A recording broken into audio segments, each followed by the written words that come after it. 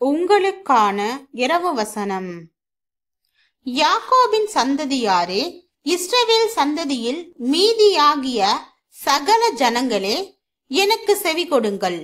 தாயின் வயிற்றில் தோன்றினது முதல் உங்களை ஏந்தி தாயின் கர்ப்பத்தில் உற்பத்தியானது முதல் உங்களை தாங்கினேன்.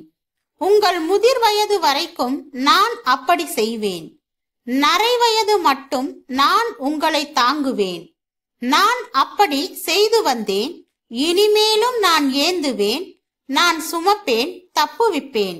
யாருக்கு என்னை சாயலும் சமமுமாக்கி யாருக்கு நான் ஒப்பாகும் படிக்கு என்னை ஒப்பிடுவீர்கள்?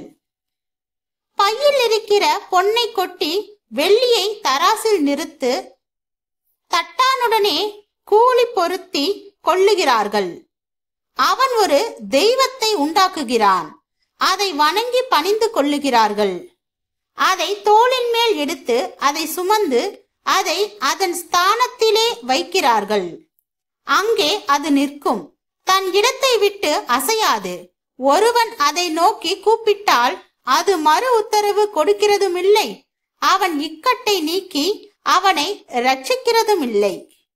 இதை நினைத்து புருஷராயிருங்கள். பாதகரே, இதை மனதில் வையுங்கள். முந்தி பூர்வ காலத்தில் நடந்தவைகளை நினையுங்கள். நானே தேவன், வேறொருவரும் இல்லை. நானே தேவன், எனக்கு சமானமில்லை. ஏசாயா 46 அதிகாரம் வசனம் 3 முதல் 9 வரை.